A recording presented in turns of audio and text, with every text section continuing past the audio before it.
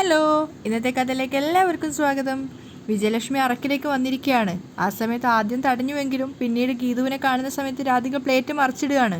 മാത്രമല്ല വരുണിനെയും തടയുന്നുണ്ട്, കൂടുതൽ പ്രശ്നങ്ങളൊന്നും ഉണ്ടാക്കണ്ടെന്ന് പറഞ്ഞിട്ട്. അതിനുശേഷം വരുണോട് അകത്തേക്ക് പോകാൻ വേണ്ടിയിട്ട് കണ്ണുകൊണ്ട് പറയാണ്. അതെന്തിനാണെന്ന് വെച്ച് കഴിഞ്ഞാൽ കാഞ്ചനയുമായിട്ട് താലം കൊണ്ടുവരാൻ വേണ്ടിയിട്ട്, ആരതി ഒഴിഞ്ഞുകൊണ്ട് അകത്തേക്ക് പോകാൻ വേണ്ടിയിട്ടാണ് അങ്ങനെ പറഞ്ഞിട്ടുണ്ടായിരുന്നത്. അത് കാണുന്ന സമയത്ത് ഗീതു പറയുന്നുണ്ട്, ഇതെന്തിനാ താലമൊക്കെ, ഇതൊന്നും വേണ്ട, അമ്മ അകത്തേക്ക് കയറി വാ. അപ്പോൾ രഞ്ജുവാണ് പറയുന്നത്, ഗീതു നീ തടയണ്ട, താലം അമ്മയെ ഒഴിഞ്ഞോട്ടെ, എല്ലാ ദൃഷ്ടിദോഷമൊക്കെ മാറിക്കോട്ടെ. കാഞ്ചനെ അമ്മയെ ആരതി ഒഴിഞ്ഞോളൂ, എന്നിട്ട് അമ്മ അകത്തേക്ക് കയറട്ടെ. ആ സമയത്ത് കാഞ്ചനയുടെ കയ്യിൽ നിന്നും ആരതി തട്ട് വാങ്ങിയിട്ട് രാധിക പറയുന്നുണ്ട്, ഞാൻ തന്നെ ആരതി ഒഴിയാം. വിജയലക്ഷ്മി സമ്മതിക്കുകയാണ്.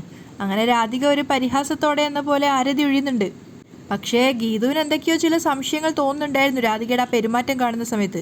ആരതി ഒഴിയുന്ന രാധികയുടെ മുഖത്തും അത് ഏറ്റുവാങ്ങിക്കൊണ്ടിരുന്ന വിജയലക്ഷ്മിയുടെ മുഖത്തും ഒരുപാട് പ്രതികാരങ്ങളും പകയും വർഷങ്ങളായിട്ടുള്ള ഒരുതരം ദേഷ്യവും ഉണ്ടായിരുന്നു. പക്ഷെ ഇതൊക്കെ വീഡിയോയിൽ പകർത്തിയെടുക്കുകയാണ് വരുണ്. ആ സമയത്ത് ഗീതു ചോദിക്കുന്നുണ്ട്, വരുണേട്ടൻ എന്താ വീഡിയോ ഷൂട്ട് ചെയ്യാണോ? അതെ, അത് വേണമല്ലോ, ഒരു വലിയൊരു സെലിബ്രിറ്റി നമ്മുടെ വീട്ടിലോട്ട് വന്നതല്ലേ, അപ്പോൾ പിന്നെ കുറച്ച് വീഡിയോസും ഫോട്ടോസും ഒക്കെ എടുക്കണ്ടേ, പിന്നെ ഒരു സെൽഫിയും ആവാം എന്ന് പറഞ്ഞുകൊണ്ട് വിജയലക്ഷ്മിക്കൊപ്പം നിൽക്കുന്ന ഒരു സെൽഫിയും കൂടെ വരുൺ എടുക്കുകയാണ്. അതൊക്കെ കാണുന്ന സമയത്ത് ഗീതു ചിന്തിക്കുന്നുണ്ട്, ഈ ചെയ്യുന്നതൊന്നും ഇഷ്ടത്തോടെയല്ലെന്ന് എനിക്കറിയാം. രാധികാമ്മ എന്തൊക്കെയോ പ്ലാൻ ചെയ്യുന്നുണ്ട്, അതിൻ്റെ ഭാഗമായിട്ടാ ഇതൊക്കെ. ആരതി ഒഴിഞ്ഞതിന് ശേഷം രാധിക പറയുന്നുണ്ട്, വലത് കാല് വെച്ച് കയറി വാ. എന്നിട്ട് രാധികയും വരുണും കാഞ്ചനയും ഒക്കെ കൂടി അകത്തേക്ക് പോകുന്നുണ്ട്. അപ്പം അകത്തേക്ക് നോക്കിയിട്ട് രഞ്ജു പറയാണ്, വലത് കാല് വെച്ച് തന്നെ കയറി വരും. അപ്പം ഗീതു പറയുന്നുണ്ട്, രണ്ടും കൂടി എന്തോ ഒരു വലിയ പാരക്കുള്ള പുറപ്പാടാ, എന്തായാലും അത് ഉടനെ തന്നെ ഉണ്ടാവും. അത് കേട്ടപ്പോൾ രഞ്ജു പറയുന്നുണ്ട്, എന്തോന്ന് പാരാ, ഒരു ചുക്കും ഉണ്ടാവില്ല, അവരുടെ കളികൾ നമ്മുടെ അടുത്ത് നടക്കില്ലെന്ന് മനസ്സിലായപ്പോൾ ചമ്മല് മറക്കാനുള്ള വേഷം കെട്ടല്ല ഇതൊക്കെ, അമ്മ കയറി വാ. അപ്പം ഗീതു പറയുന്നുണ്ട്, ദേ നീ ഒന്ന് പതിയെ പറ, ഇവിടുത്തെ ചുവരുകൾക്ക് പോലും കാതുണ്ട്, അതുകൊണ്ട് എല്ലാ കാര്യങ്ങളും ഒന്ന് രഹസ്യമാക്കി വെക്കുന്നത് നല്ലതാ, രഹസ്യങ്ങളൊക്കെ എനിക്കറിയാവുന്ന മട്ടിലുള്ള സംസാരമൊന്നും വേണ്ട, ചിലപ്പോൾ അത് കുഴപ്പമാവും. അത് കേട്ടപ്പോൾ വിജയലക്ഷ്മി രഞ്ജു സമ്മതിക്കുകയാണ്. അതിനുശേഷം രണ്ടുപേരും കൂടെ വലതും ഇടതും നിന്നിട്ട് വിജയലക്ഷ്മി അകത്തേക്ക് ആനയിക്കുന്നുണ്ട്. അപ്പോൾ അവരും തമാശയോടെ പറയാണ്, വലത് കാല്. അവർ മൂന്നുപേരും അകത്തെത്തിയതും കാഞ്ചന ഇടയിൽ കൂടെ കയറി വന്നിട്ട് പറയുന്നുണ്ട്, സൈഡ് പ്ലീസ്. അങ്ങനെ കാഞ്ചനയുടെ പോക്ക് നോക്കി നിൽക്കുകയാണ് ഗീതു. ആ സമയത്ത് വിജയലക്ഷ്മി പറയുന്നുണ്ട്, ഞാൻ രഞ്ജുവിനെ കാണാൻ വേണ്ടി മാത്രം വന്നതാ, വേറെ ഉദ്ദേശമൊന്നുമില്ല. അതിന് അമ്മ എന്തിനാ ഇങ്ങോട്ടേക്ക് വന്നതെന്ന് ആരെങ്കിലും ചോദിച്ചോ? ഗീതു ചോദിക്കുകയാണ്. ഇല്ല, ചോദിച്ചില്ല, പിന്നെ ഞാൻ വന്നതിന് വേറെ ഉദ്ദേശമൊന്നുമില്ലെന്ന് പറഞ്ഞതേ ഉള്ളൂ. അപ്പം ഗീതു മനസ്സിൽ വിചാരിക്കുന്നുണ്ട്, കണ്ണേട്ടനെ കാണാനാ വന്നതെന്ന് എനിക്കറിയാം എൻ്റെ അമ്മയെ. ആ സമയത്താണ് വിജയലക്ഷ്മി ഒരു സ്ഥലത്ത് തന്നെ ഫോക്കസ് ചെയ്ത് നോക്കുന്ന ഗീതു കാണുന്നത്. ഗീതു നോക്കിയപ്പോൾ അവിടെ കാഞ്ചന നിന്ന് ഒളിഞ്ഞു നോക്കുകയാണ്. എന്താ കാഞ്ചനക്ക, തട്ടത്തിലെ ദീപം അവിടെ കാലിന് വീണോ, പൊള്ളിയതുപോലെ നിൽക്കുന്നു? അപ്പോൾ കാഞ്ചന പറയുന്നുണ്ട്, ഏയ് എനിക്കൊരു കുഴപ്പമില്ല, കുടിക്കാൻ എന്താ എടുക്കണ്ടേ? ഏയ് ഒന്നും വേണ്ടായേ, ഈ ഒളിഞ്ഞു നിന്നുള്ള നോട്ടം ഒന്ന് നിർത്തിയാൽ മതി. അത് കേട്ടതും കാഞ്ചന ചമ്മിക്കൊണ്ട് അവിടുന്ന് പോവുകയാണ്. അപ്പോൾ ഗീതു വിജയലക്ഷ്മിയോട് പറയുന്നുണ്ട്, രാധികാമ്മയുടെ വിശ്വസ്തയായ ചാരിയാ. ചാരിയോ? ആ, ചാരൻ്റെ ഓപ്പോസിറ്റ് ചാരി. രാവണന് 10 തലയല്ലേ ഉള്ളൂ, ഇവർക്ക് 100 നാക്കും 200 ചെവിയും അതിലേറെ തലയുവാ. അങ്ങനെ 3 പേരും കൂടെ പൊട്ടിച്ചിരിക്കുകയാണ്. അതേസമയം രാധികയും വരുണും മുകളിൽ ചെവിയിൽ ബ്ലൂടൂത്തൊക്കെ കുത്തിയിട്ട് രാധിക വെയിറ്റ് ചെയ്ത് നിൽക്കുകയാണ്. കാരണം നേരത്തെ അകത്തേക്ക് പോയിട്ടുണ്ടായിരുന്ന വരുണ് അവരുടെ ഫ്ലവർ വേസിനകത്ത്, ഹാളിലിരിക്കുന്ന ഫ്ലവർ വേസിനകത്ത് ഒരു വോയിസ് റെക്കോർഡർ വെച്ചിട്ടുണ്ടായിരുന്നു. അതിൻ്റെ ബ്ലൂടൂത്ത് കണക്ഷനാണ് രാധിക ചെവിയിൽ വെച്ചിരിക്കുന്നത്. അങ്ങോട്ടേക്ക് ഇവർ വന്നു കഴിഞ്ഞാൽ ഗീതുവിൻ്റെയും വിജയലക്ഷ്മിയുടെയും രഞ്ജുവിൻ്റെയും സംസാരം കേൾക്കാൻ വേണ്ടിയിട്ടാണ് ഇവർ ഒളി ക്യാമറ പോലെ അത് വെച്ചിട്ടുള്ളത്. അതുകൊണ്ട് തന്നെ താഴെ നിന്നും അവർ സംസാരിക്കുന്നതൊക്കെ ശബ്ദം രാധികയ്ക്ക് കേൾക്കുന്നുണ്ടായിരുന്നു. അവർ വരുണിനോട് പറയാണ്, നീ ആ ഓഡിയോ ഡിവൈസ് വെച്ചിരിക്കുന്നത് കൃത്യമായ സ്ഥലത്താ, ശബ്ദമൊക്കെ നന്നായിട്ട് കേൾക്കാം. കാഞ്ചനയോട് ആരതി തട്ടെടുക്കാൻ പറഞ്ഞ സമയത്ത് വെച്ചതാ, വരുണും സന്തോഷത്തോടെ പറയുന്നുണ്ട്. അതേസമയം വരുൺ അതൊക്കെ ആലോചിക്കുകയാണ്, ആ വെച്ച ഒരു ഭാഗമൊക്കെ. ആ സമയത്ത് വിജയലക്ഷ്മി പറയുന്നുണ്ട്, എന്തായാലും ഗോവിന്ദനോടുള്ള നിൻ്റെ പ്രണയം പറയാൻ രഞ്ജുവിൻ്റെ ഹെൽപ്പും കിട്ടുന്നുണ്ടല്ലോ. അപ്പോൾ രഞ്ജു പറയുന്നുണ്ട്, എവിടുന്ന്, അതിനൊന്നും ഗീതുവിനൊരു ഹെൽപ്പും ഉണ്ടായിട്ടില്ല, രണ്ടുപേരും ഇപ്പോഴും അക്കരെ ഇക്കരെയാ. അതൊക്കെ ഒളിഞ്ഞു നിന്ന് കേൾക്കുന്ന രാധിക വരുണിനോട് പറയുന്നുണ്ട്, അവർ സ്വകാര്യതകൾ ഓരോന്നോരോന്നായി പറഞ്ഞു തുടങ്ങി. അപ്പോൾ വിജയലക്ഷ്മി ചോദിക്കുന്നുണ്ട്, അങ്ങനെയായാൽ എങ്ങനെയാ ഗീതു, ഈ വഞ്ചി നമുക്കൊന്ന് അടുപ്പിക്കണ്ടേ അല്ലേ? അവർ രഞ്ജുവിനോട് ചോദിക്കുകയാണ്. അപ്പം ഗീതു പറയുന്നുണ്ട്, അക്കരെ നിൽക്കുന്ന ആൺകിളിയെ ഇക്കരെ എത്തിക്കാൻ ഈ പെൺകിളി ഒരു ശ്രമം നടത്തും. അപ്പോൾ ഗീതു നാണത്തോടെ പറയുന്നുണ്ട്, ഇന്ന് എൻ്റെ മനസ്സിൽ എന്താണെന്ന് ഞാൻ കണ്ണേട്ടനെ അറിയിക്കും. അത് കേട്ട രാധിക വരുണിനോട് പറയുന്നുണ്ട്, അവൾ കണ്ണനെ വീഴിക്കാൻ ഇന്നെന്തോ ചെയ്യുന്നുണ്ട്. അമ്മ ബാക്കി കൂടി കേൾക്ക്, എന്താ പ്ലാൻ എന്നറിയാലോ? എന്താ അതിനുള്ള പ്ലാന്? രഞ്ജു ചോദിക്കുന്നുണ്ട്. അതൊക്കെ ഉണ്ട്, വർക്കൗട്ടായിട്ട് പറയാം. അപ്പോഴേക്കും സാധാരണ പതിവ് പോലെ തന്നെ കാഞ്ചന ഒളിഞ്ഞു കേൾക്കാൻ വേണ്ടിയിട്ട് അങ്ങോട്ടേക്ക് വരികയാണ്. അപ്പോൾ വിജയലക്ഷ്മി പറയുന്നുണ്ട്, നിന്റെ പ്ലാൻ എന്തായാലും എനിക്കൊരു കാര്യമേ പറയാനുള്ളൂ. നീയും ഗോവിന്ദും ഒരുമിച്ച് ഒരു മനസ്സായിട്ട് ജീവിക്കണം. അതിനുവേണ്ടി മാത്രമാണ് ബാംഗ്ലൂർ മുതൽ ഞാൻ നിന്റെ ഒപ്പം നിൽക്കുന്നത്. അത് കേട്ടതും ഗീതു സന്തോഷത്തോടു കൂടി സ്നേഹത്തോടു കൂടി അവരെ നോക്കുകയാണ്. അപ്പോൾ രാധിക വരുണിനോട് പറയുന്നുണ്ട്, അപ്പോൾ ഗീതുവിന് എല്ലാ പിന്തുണയും കൊടുത്ത് ഒപ്പം നിൽക്കുന്നത് വിജയലക്ഷ്മിയാണ്. അവരുടെ ലക്ഷ്യമാണ് ഗീതു ഇവിടെ നടപ്പിലാക്കുന്നത്. അപ്പോൾ ഇനി രണ്ടുപേരെയും ഒരുമിച്ച് തീർക്കേണ്ടി വരും. വരുണ് പറയാണ്. അമ്മയാ എപ്പോഴും എൻ്റെ ബലം. ഗീതു പറയുമ്പോൾ രഞ്ജു ചോദിക്കുന്നുണ്ട്, അപ്പോൾ എൻ്റെ സപ്പോർട്ട് വേണ്ടേ? എന്നെ സ്നേഹിക്കുന്ന എല്ലാവരുടെയും സപ്പോർട്ട് എനിക്ക് വേണം. പെട്ടെന്നാണ് ഗീതു കാണുന്നത് കാഞ്ചനക്ക് അവിടെ ഒളിഞ്ഞു നിന്ന് കേൾക്കുന്നത്. അത് കണ്ടിട്ടുണ്ടെങ്കിൽ ഗീതു എന്താക്കും, അവർ നേരത്തെ വെച്ചിട്ടുണ്ടായിരുന്ന ആ ഓഡിയോ ഡിവൈസ് അടങ്ങിയിട്ടുണ്ടായിരുന്ന ആ ഒരു ഫ്ലവർ വേസ് എടുത്തിട്ട് ഗീതു കയ്യിൽ പിടിക്കുന്നുണ്ട്. എന്നിട്ട് കാഞ്ചനെ നോക്കിക്കൊണ്ട് പറയാണ്, അതെ ഒരു പൂച്ച കുറേ നേരമായി ഒളിഞ്ഞു കേൾക്കുന്നു എന്ന് പറഞ്ഞുകൊണ്ട് ആ പൂച്ചണ്ട് ഫ്ലവർ വേസ് ശരിക്കും കാഞ്ചനയുടെ നേരെ എറിയാണ്. പക്ഷേ ഗീതു പ്രതീക്ഷിക്കാണ്ട് അതിൻ്റെ അകത്ത് ഓഡിയോ ഡിവൈസ് ഉണ്ടായിരുന്നു, അതും നിലത്ത് വീണ് പൊട്ടുകയാണ്. അപ്പോൾ രാധികയുടെ ചെവി അടിച്ചു പോകുന്നുണ്ടായിരുന്നു. മാത്രമല്ല ഏറ് കൊണ്ടിട്ട് കാഞ്ചനയുടെ തലക്കാണ് ഏറ് കൊണ്ടിട്ടുണ്ടായിരുന്നത്. അപ്പോൾ കാഞ്ചന വലിയ ശബ്ദത്തോടെ നിലവിളിക്കുകയാണ്, അയ്യോ മണ്ട ഉടഞ്ചാച്ചേ. ഗീതുവിൻ്റെ ആ ഒരു കളി കാണുന്ന സമയത്ത് രഞ്ജുവും വിജയലക്ഷ്മി പൊട്ടിച്ചിരിക്കുകയാണ്. അപ്പോൾ ഗീതു സ്വയം പറയുന്നുണ്ട്, കുഴപ്പമൊന്നും ഉണ്ടാവില്ല. ഈ പൂച്ചയ്ക്ക് ഇടയ്ക്കിടയ്ക്ക് ഒരു ഏറ് കിട്ടിയാലേ ശരിയാവൂ. ഗീതു കാഞ്ചനയെക്കുറിച്ചാണ് പറയുന്നത്. അതേസമയം രാധിക വരുണിനോട് പറയുന്നുണ്ട്, എടാ മാലപ്പടക്കം പൊട്ടുന്ന പോലെ ഒരു ശബ്ദവും അതിനുശേഷം പട്ടി മോങ്ങുന്നത് പോലെ ഒരു ശബ്ദവും കേട്ടു. പിന്നെ ഇത് വർക്ക് ചെയ്യുന്നില്ല. അപ്പോൾ വരുണും വാങ്ങി നോക്കുന്നുണ്ട്. ഡിവൈസിന് എന്തോ കംപ്ലൈൻറ്റ് പറ്റിയതാ, ഇതിപ്പോൾ ഇത് വർക്ക് ചെയ്യുന്നില്ല അമ്മേ. പക്ഷെ അതിനിടയ്ക്ക് പട്ടി മോങ്ങുന്ന ശബ്ദം എങ്ങനെ കേട്ടു? രാധിക സംശയത്തോടെ നിൽക്കുകയാണ്. അപ്പോഴേക്കും കാഞ്ചന താഴെ നിന്നും മാമീ എന്ന് വിളിക്കുന്നുണ്ട്. അതേ പട്ടി മോങ്ങുന്ന ശബ്ദം വീണ്ടും. അപ്പോഴേക്കും തലയിൽ കയ്യും വെച്ചുകൊണ്ട് കാഞ്ചന അങ്ങോട്ടേക്ക് വരികയാണ്. നിലവിളിച്ച് കരഞ്ഞുകൊണ്ട് അവർ പറയാണ്, മാമീ എന്നെ മണ്ട ഉടച്ചിട്ടേ. ഇത് നിന്റെ ശബ്ദമായിരുന്നോ? രാധിക ചോദിക്കുകയാണ്. എന്നോടെല്ലാം ഒളിഞ്ഞു കേൾക്കാൻ പറഞ്ഞിട്ട് നിങ്ങൾ ഇവിടെ നിന്ന് കളിക്കുകയാണോ എന്നൊക്കെ കാഞ്ചന ഇങ്ങനെ സങ്കടത്തോട് ചോദിക്കുകയാണ്. അപ്പോൾ വരുണ് ചോദിക്കുന്നുണ്ട്, ഫ്ലവർ വേസ് എവിടെ? മാമിക്ക് വേണ്ടി ഒളിഞ്ഞു നിന്ന് കേട്ടപ്പോൾ ഗീതു പാപ്പ ആ ഫ്ലവർ വേസ് എടുത്ത് എൻ്റെ മണ്ടയ്ക്ക് എറിഞ്ഞു. പാത്തിയാ നെറ്റി ഉണ്ണിയപ്പം മാതിരി ആയിടിച്ച് അമ്മമ്മ, എന്നെ തലവലി.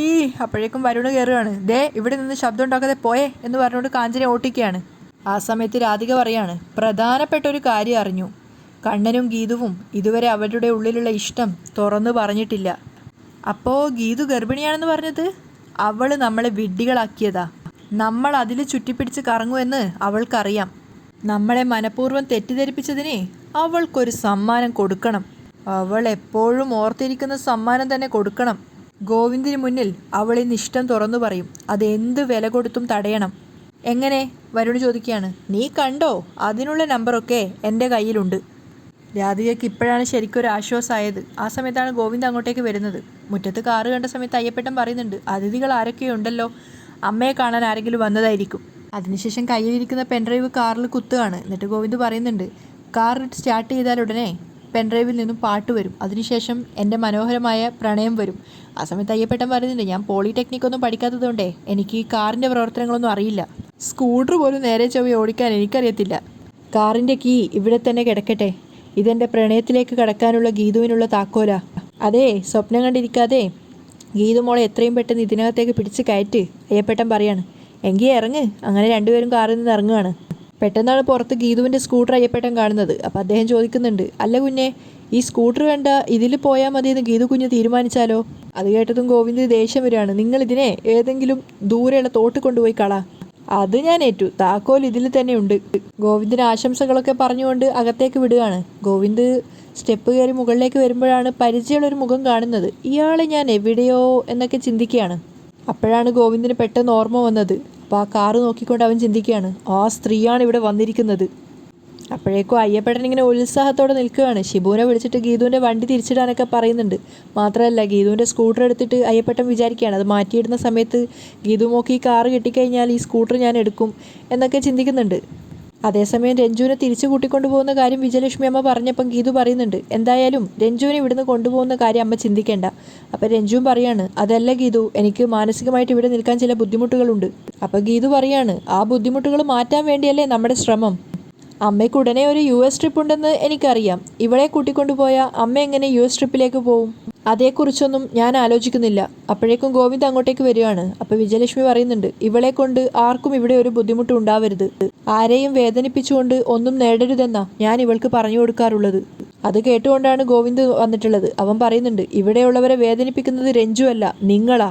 ആ സമയത്ത് 3 പേരും ഞെട്ടിയിട്ട് ഒരുപോലെ ഗോവിന്ദിനെ നോക്കുകയാണ്. ഗോവിന്ദ് അരികിലേക്ക് വന്നതും രഞ്ജുവും ഗീതുവും എഴുന്നേറ്റ് നിൽക്കുന്നുണ്ട്. അപ്പം വിജയലക്ഷ്മി ചോദിക്കുകയാണ്, ഞാൻ ആരെ വേദനിപ്പിച്ചു എന്നാ നീ പറയുന്നത്? നിങ്ങൾ എന്തിനാ ഇങ്ങോട്ടേക്ക് വന്നത്? ഗോവിന്ദ് പൊട്ടിത്തെറിക്കുകയാണ്. വിജയലക്ഷ്മി ആണെങ്കിൽ ആകെ കൂടെ അവനെ നോക്കുന്നുണ്ട്. അപ്പം ഗീതു പറയാണ്, ഇതെന്ത് ചോദ്യ? രഞ്ജുവിൻ്റെ അമ്മയ്ക്ക് അവളെ കാണണ്ടേ?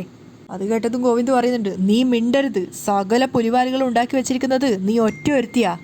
ഗീതു ആകെ പരിങ്ങി നിൽക്കുകയാണ്. അപ്പം ഗോവിന്ദ് ചോദിക്കുന്നുണ്ട്, രാധികാമ്മ നിങ്ങളെ കണ്ടോ? കണ്ടു. എന്നെ സ്വീകരിച്ചതും അവരാ. വിജയലക്ഷ്മി പറഞ്ഞത് കേട്ടിട്ട് ഗോവിന്ദ് ഷോക്കാവുകയാണ്.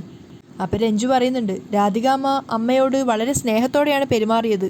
ഗോവിന്ദ് ഇങ്ങനെ സ്റ്റെക്കായിട്ട് നിൽക്കുകയാണ് അത് കേട്ടപ്പോൾ. അപ്പം ഗീതു പറയുന്നുണ്ട്, രാധികാമ്മയ്ക്ക് എന്നോട് വളരെയധികം സ്നേഹവും അതുപോലെ വാത്സല്യവും ഒക്കെ ആണല്ലോ. അതുകൊണ്ടായിരിക്കും ആ അമ്മ ഈ അമ്മയോട് ഒരു വിരോധവും കാണിച്ചില്ല.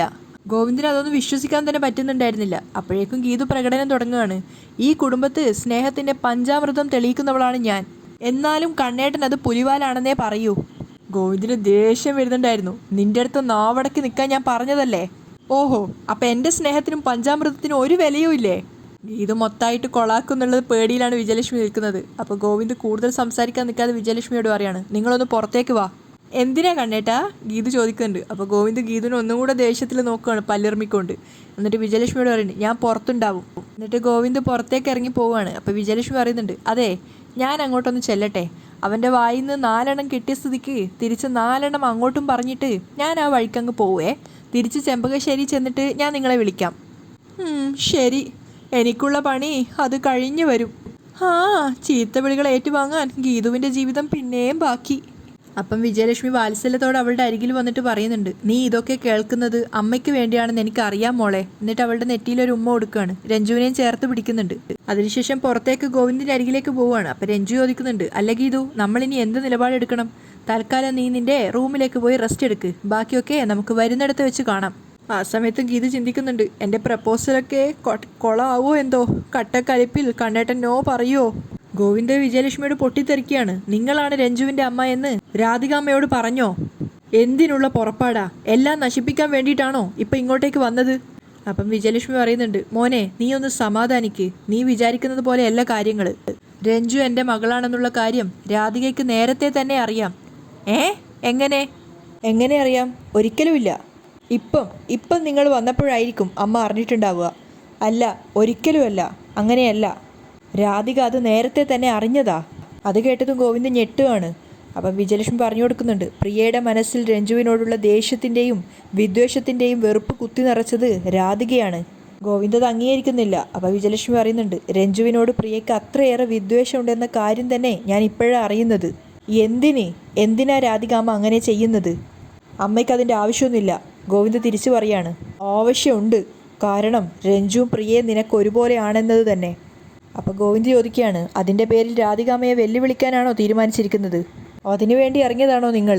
അല്ല, ഞാൻ ആരെയും വെല്ലുവിളിക്കാനൊന്നും വന്നതല്ല. ഞാൻ പലതവണ വിളിച്ചിട്ടും നീ ഫോൺ എടുക്കാൻ കൂട്ടാക്കിയില്ല. തിരിച്ചു വിളിക്കാൻ ഒന്ന് ശ്രമിച്ചതുപോലുമില്ല. അതുകൊണ്ടാണ് എനിക്ക് ഇങ്ങോട്ടേക്ക് വരേണ്ടി വന്നത്. ഓ, ഫോൺ എടുക്കാൻ എനിക്ക് തോന്നിയില്ല. വിളിച്ചിട്ട് പ്രത്യേകിച്ച് കാര്യമൊന്നുമില്ലല്ലോ. കാര്യമുണ്ടായിരുന്നു. അനാർക്കലിയെക്കുറിച്ച് സംസാരിക്കാനാണ് ഞാൻ വിളിച്ചത്. രാധിക പറഞ്ഞത് കേട്ടപ്പം ഗോവിന്ദ് ശരിക്കും ഞെട്ടുകയാണ്. അവിടെയാണ് ഇന്നത്തെ എപ്പിസോഡ് വൈൻഡപ്പ് ചെയ്യുന്നത്.